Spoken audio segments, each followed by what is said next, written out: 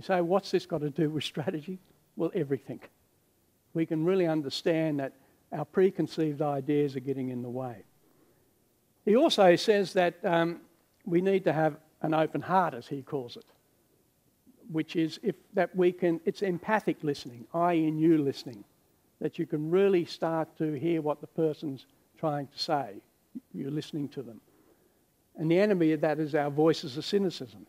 Here goes David, he's on again about real learning. You know, you're making those assumptions. And he talks about that we need to have an open will, as he calls it.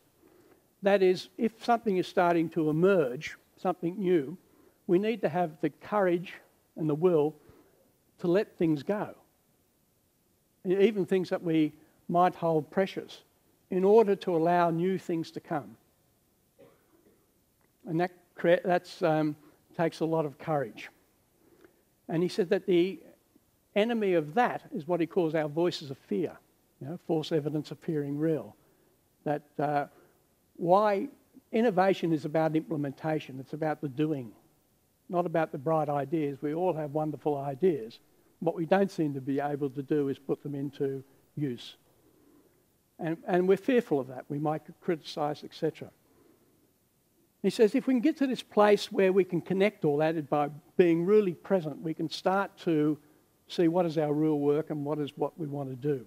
So when futurists start to look about what sort of world do we want to live in, what do we have to do now? You try to crystallise that and visualise that. But then he says you must act in an instant. If you have a new idea or a new thought or a new trend starting to occur and you want to change it, you have to act quickly. So why do you think he would suggest that you have to act quickly, act in an instant?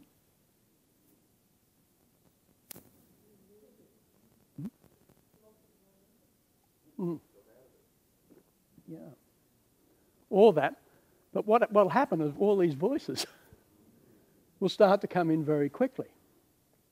But in order not to get shot and to try to navigate that anxiety, what he suggests you do is prototypes. You do little tests.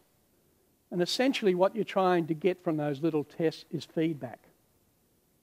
Take that feedback on board and continue to do the little tests until you've embodied them in the new. It is possible for us to learn from the past, obviously, but also from the future as it emerges. Now, one of the problems we seem to have you ever wondered why there are so many books on leadership produced every year? You think if we knew what it was about, we'd have the answer. Unfortunately, I've got to read a lot of them. And there does seem to be a pattern with them. And the pattern is that the leader has some sort of vision. And from that vision, they create the goals. From the goals, they then create the competencies or the capabilities to carry that vision through, and then they do the strategy. Also from that vision, you've got to have people with the capabilities to do the competencies, to create the culture to support the strategy. It's a nice idea. Where I think it fails is that it's about a person, a leader, having a vision. And I actually think what is required is leadership. That it's those acts to involve people. So I like to think that the first thing you need is the leadership, which is futures thinking in a leadership context, to get some sort of shared meaning, some inspiration and aspiration, to have what is your purpose. If you can't clarify your purpose, you will fail. So the clarity of the purpose is really important. Once you've done that, the rest should be quite easy. Then you can do your visioning.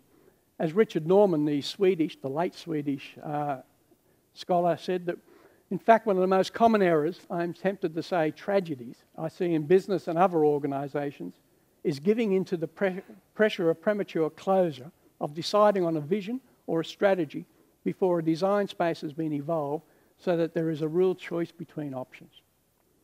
Again, this is this concept of slowing down in order to speed up, being more reflective, etc. From then you can do your vision.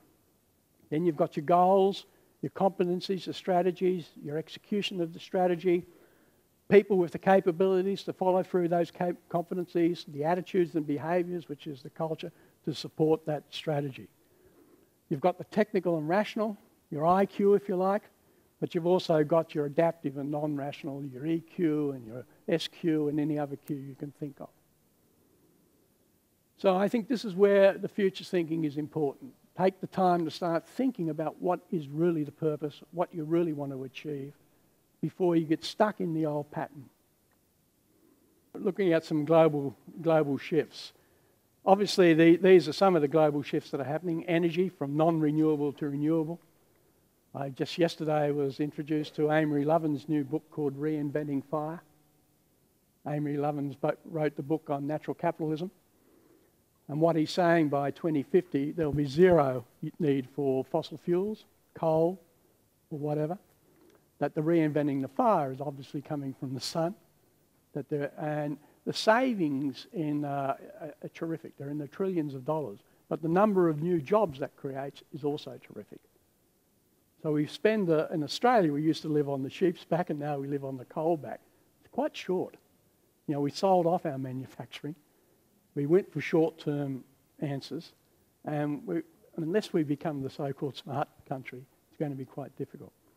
Regulatory frameworks. No wonder the environmental conferences fail, because there's always putting our own interest there. It needs to be global. Everyone needs to be concerned if we want to really change global warming and do things about that. Now, of the top 100 economies in the world, of course, over 50% of them are corporations, and they don't recognise borders. So it's not too difficult to think that once we go from shallow democracy to deeper democracy, the borders might start to disappear. The European community started off as an economic one, but now a community. The NAFTA free trade agreement, the ASEAN, etc., become smaller. It'll be interesting to see which one Australia plays in. Women's power, gender partnership. In Australia, of the top 200 companies, only 11% of females are represented on their boards, which I think is quite immoral. But how many females do you think are actually in senior roles in those top 200 companies? Any idea? 2%.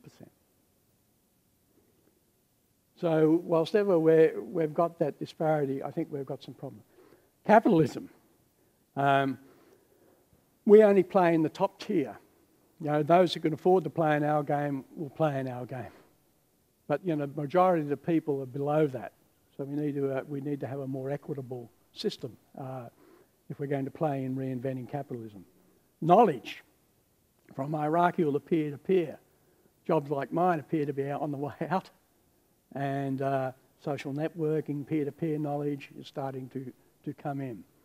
The university, of course, its problem is uni, one way of knowing, our way of knowing. And the new sort of knowledge is multiversities, many ways of knowing, different worldviews, etc. Rewriting of the genome. I was reading Aubrey de Grey's work yesterday, where they're working on finding out what is the aging gene so we can turn it off. Talking about 1,000-year lives. Claiming that the first person who's going to be 200 has already been born. So quite interesting how, all driven by immortality, that they've basically got our body fixed up with our parts, and now they're working on the brain to make us happy as well. So it could be the new social class, those who can afford to be genetically modified versus those who can't. They're talking about 2030 being 3 Olympics. The normal Olympics, the Paralympics, and the freak show. When they can't find out the drugs, and just let them go for it. Bring back the gladiators. And you can see this emerging in books like The Hunger Games, etc. That's where you start looking for trends. You look for trends and emerging issues in the arts.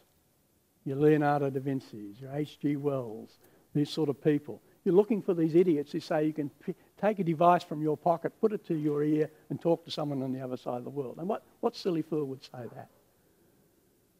That you could get into a heavier-than-air machine and you could fly. I mean, crazy idea. Or you could live underwater. So what are you noticing in movies now? Or the arts now?